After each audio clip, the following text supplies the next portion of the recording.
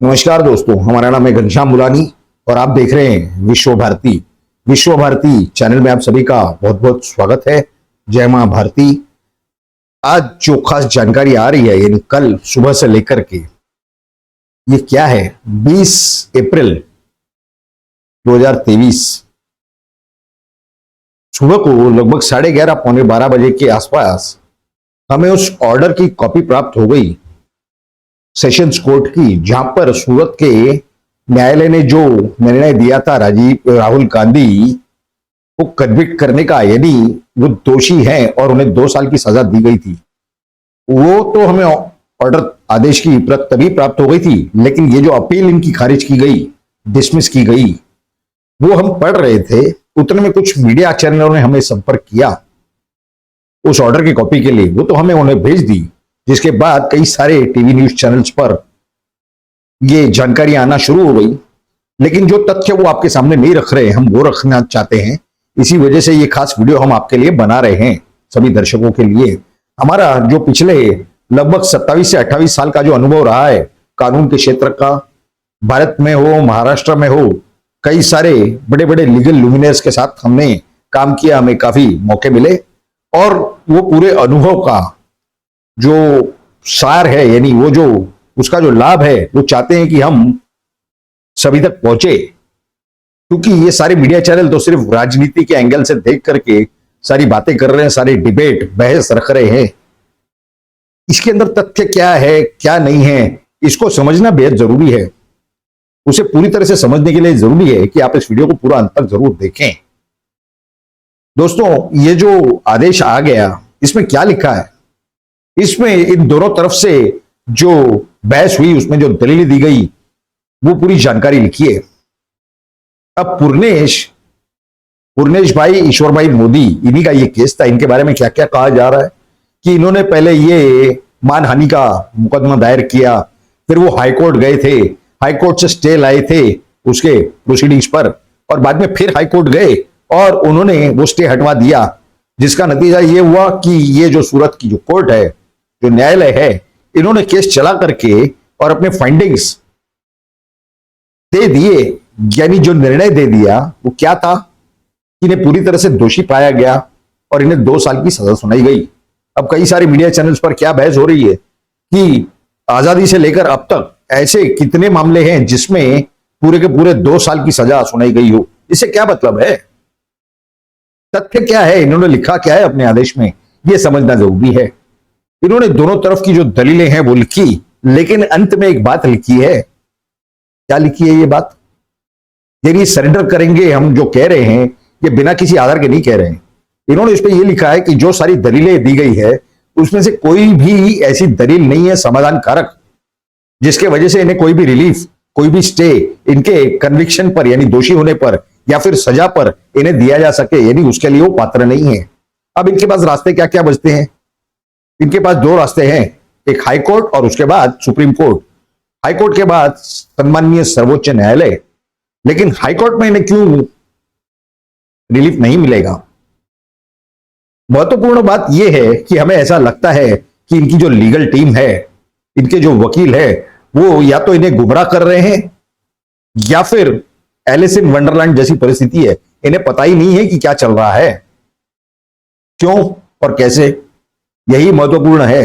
इनकी जो दलीलें हैं उसमें कोई बात महत्वपूर्ण नहीं पाई गई, समाधान कारक नहीं पाई गई कि इन्हें कोई रिलीफ मिल सके, इन्हें दिया जा सके। ऐसे क्यों है? क्योंकि इनकी लीगल टीम बराबर नहीं है।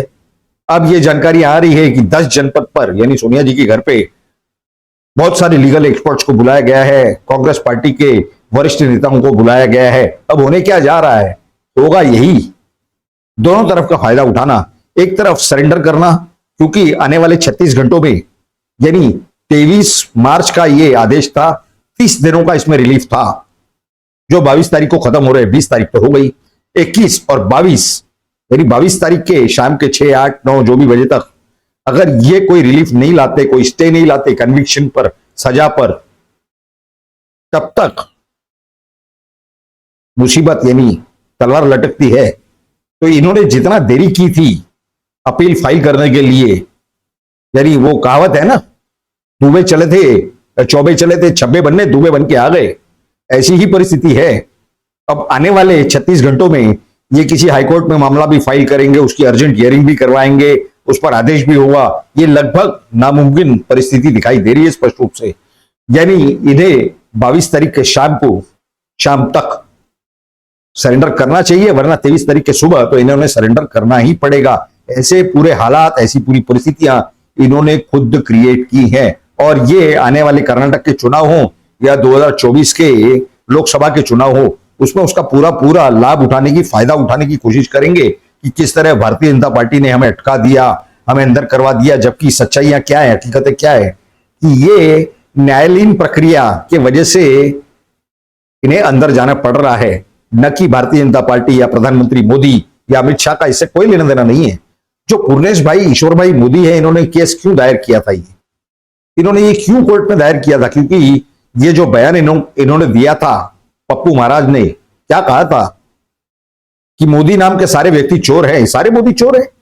आप कैसे कह सकते हो? उसमें शेड्यूल कास्ट होंगे, कोई शेड्यूल ट्राइब के होंगे, कोई ओबीसी होंगे। वो तो अभी तक अच्छा है कि ऐसे किसी व्यक्ति ने इनके ऊपर केस नहीं किया है। दूसरी इनकी दलील क्या है कि ये जो कुछ वाकयात हुए थे, ये जो कोई स्टेटमेंट हुआ था, ये कोई कर्नाटक के या किसी प्रदेश के चुनाव में हुआ था। अरे भाई, कहीं भी हुआ था जहां व्यक्ति जो पीड़ित है वो जहां पर है, वो उसी राज्य में, उसी शहर में अपना मामला दर्ज करवाएगा। इस तरह का कानून है।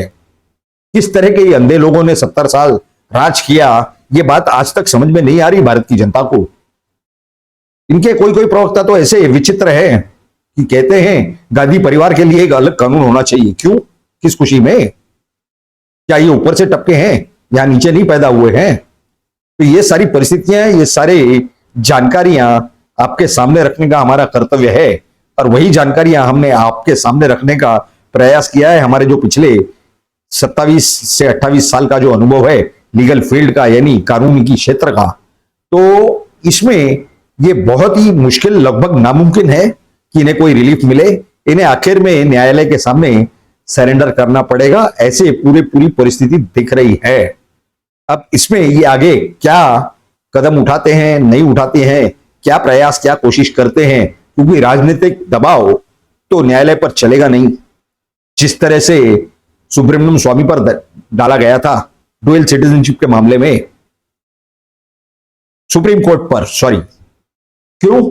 इन्होंने जो याचिका दायर की थी कि सोनिया गांधी के पास डुअल सिटीजनशिप है, उसमें इन्हें न्यायालय में बुला करके, चेंबर में बिठा करके ये कहा गया था कि आप क्या कर रहे हो, इसे विड्रॉ कर ले। यानी उस जमाने में, उस दौर में ये कांग्रेस पार्टी के जो गांधी परिवार, इनका कितना दबदबा था सर्वोच्च न्यायालय पर, ये तो ओपन है। क्योंकि इस बारे में ये सारी जानकारियां सुब्रमण्यम स्वामी जी ने खुद अपने बयानों में मीडिया के सामने दी हैं, सोशल मीडिया पर हो, मीडिया पर हो। तो ऐसे पूरे हालात के अंदर आने वाले समय में इनका कोई दबाव न्यायपालिका के किसी भी अधिकारी पर, किसी जस्टिस, किसी जज पर काम करता हुआ दिखाई नहीं दे रहा है। ऐसे हालात में इनके पास सरेंडर करने के सिवा और कोई रास्ता नहीं है। इसके लिए बौखलाए हुए हैं पूरी कांग्रेस पार्टी हो, सोनिया गांधी हो, प्रियंका गांधी या प्रियंका वाड्रा हो। तो ये सारी जो जानकारियां हैं, ये आपको कैसी लगी, ये तो जरूर आप नीचे हमें कमेंट बॉक्स में लिख करके बताएं। लेकिन साथ ही साथ अगर आपको ये जानकारियां अच्छी लगी हो तो जरूर इस वीडियो को लाइक करें और ज्यादा से ज्यादा शेयर करें। ये आप ही का विश्ववर्ती चैनल है, इसे अगर अब तक आपने सब्सक्राइब नहीं किया तो इसे जल्द से जल्द सब्सक्राइब करें। और सब्सक्राइब बटन के बाजू में जो नोटिफिकेशन यानी बेल आइकन का स्विच दिया हुआ, उस पर क्लिक करके सभी नोटिफिकेशन को ऑन कर दे, ताकि हम आपको हमारे हर वीडियो की सबसे पहले जानकारियां प्राप्त हो और आप सबसे पहले वो वीडियो देख करके सही जानकारियां प्राप्त कर सके। आप सभी लोगों ने इस वीडियो को पूरा अंत तक देखा, इसके लिए आप सभी का बहुत बहुत धन्यवाद। जय मां भारती।